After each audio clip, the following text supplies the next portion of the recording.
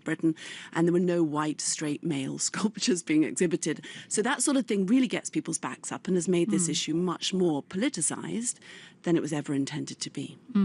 Is there a possibility of adjusting that? Because the Trump White House is looking at wholesale scrapping, complete abandoning.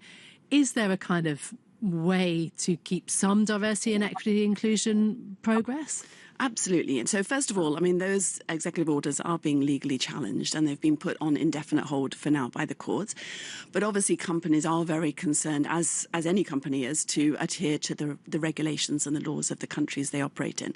So in some ways, it's not a huge surprise that companies have been very quick to somewhat disown DEI policies. But actually, when I talk to people, there's nothing illegal about those values remaining. And so I do think, I mean, A, this is a wake-up call for all of the work that's been done, and B, that where there's a will, there's a way. And I would encourage anybody who is feeling despondent about these issues and feeling, oh, we're going to go backwards.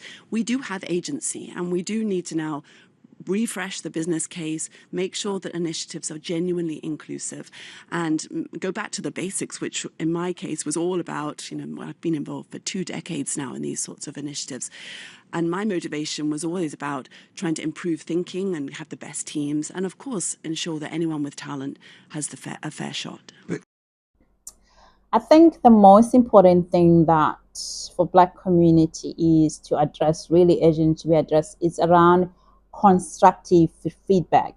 Most Black employees, or even from university, I would say even from school, they don't receive a constructive feedback.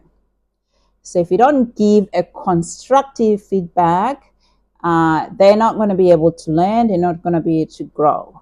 That's another number one thing. So, and also another thing that can be a problem around this is the high impact project, the responsibility.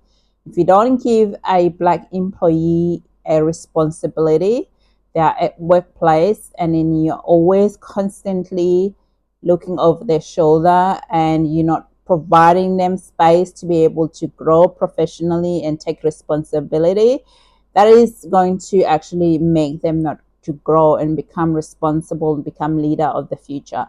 And that is very important and relevant. Here in Australia, it's very much relevant.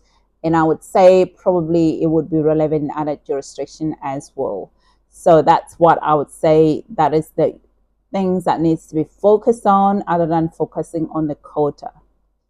It also, leadership program being supported and mentoring, that's also